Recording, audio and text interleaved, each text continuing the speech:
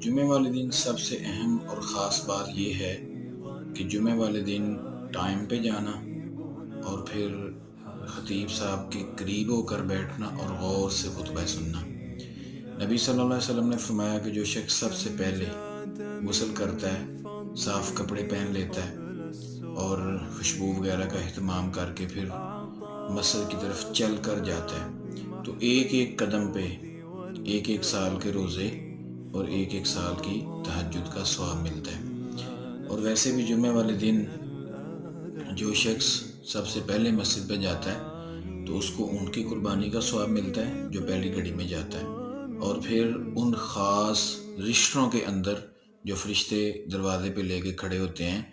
اس پہ نام بھی درج ہوتا ہے کہ یہ شخص ٹائم پہ آیا۔ اور جب خطبہ شروع ہو جاتا ہے پھر جو شخص مسجد میں جاتا ہے تو وہ فرشتے بھی رجسٹر بند کر کے تو امام خطیب